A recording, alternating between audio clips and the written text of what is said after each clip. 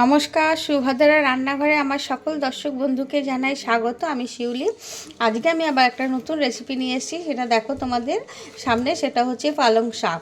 এই যে তোমাদের দেখাচ্ছি, পালং শাকটাকে আমি ধুয়ে পরিষ্কার করে নিয়েছি এবং এটা একটা খুব হেলদি আর খুব সহজ একটা রেসিপি, যেটা মানে ভীষণ বানাতে খুব সহজ।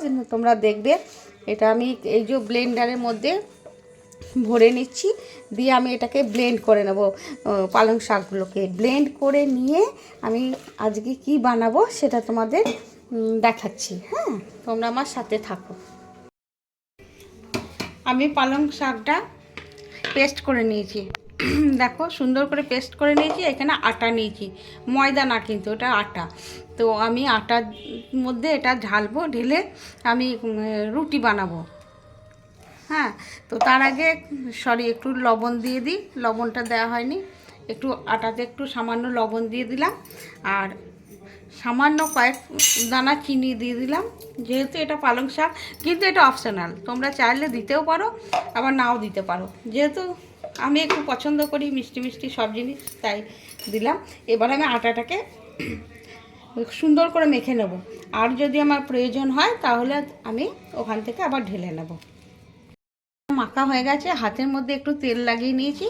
তেল দিয়ে আটাটার মধ্যে লাগিয়ে দিয়ে আমি চাপা দিয়ে রেখে দিচ্ছি। কিছুক্ষণ রেস্টে রাখছি, তারপরে আমি তোমাদের দেখাবো। এবার আমি আটাটা বের করে দেখি কীরকম হয়েছে। আমি আর একটু ঠেসে নিচ্ছি, তারপরে আমি লেচি কাটবো। এবারে রুটি বানাবো। রুটি লেচি যেরকম খায়, কেউ যদি মোটা মানে সাইজে বড় সাইজে করবে। আমি মিডিয়াম সাইজের আমরা রুটি বানাই, তো সেরকমই লেচি কেটে নিচ্ছি।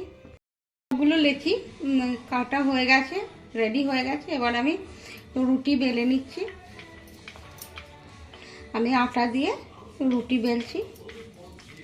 তোমরা তোমাদের সুবিধা মতো বেলবে, আটা যদি না দিয়ে বেলতে পারো তাই বেলবে। এটা ভীষণ হেলদি একটা রুটি, বড় থেকে বাচ্চা সকলের জন্য।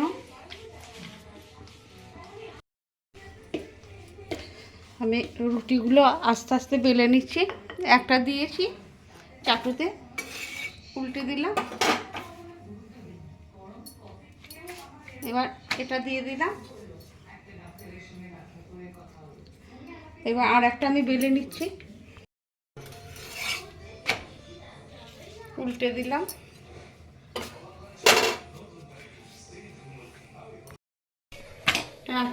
রুটিগুলো আমি নামিয়ে দিয়েছি। এবারে আমরা এইভাবে রুটি মানে দিয়ে তারের বেড়ি দিয়ে রুটি এরকমভাবে আমি সেঁকে নিই। অনেকে চাটুর মধ্যে ন্যাকড়া দিয়ে করে সেঁকে, তো আমি এরকমভাবে ফুটো হয়ে গেল, যার জন্য ভালো করে ফুললো না। যাই হোক, আমি তোমাদের দেখাচ্ছি বাকিগুলো। এইভাবে সমস্ত রুটিগুলো আমি বানিয়ে নিচ্ছি।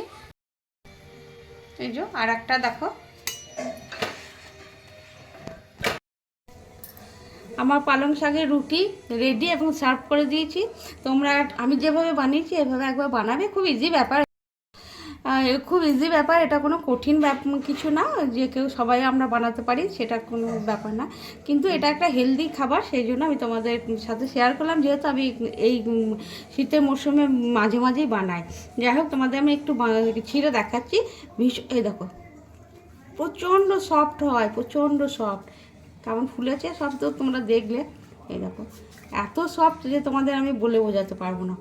যাই হোক, তোমরা এইভাবে বানিয়ে একবার খাবে এবং খেয়ে আমাকে কমেন্ট করে জানাবে তোমাদের কেমন লেগেছে। তোমরা সবাই ভালো থাকবে, সুস্থ থাকবে। তোমাদের সকলকে অসংখ্য ধন্যবাদ, অনেক অনেক ভালোবাসা এবং নমস্কার।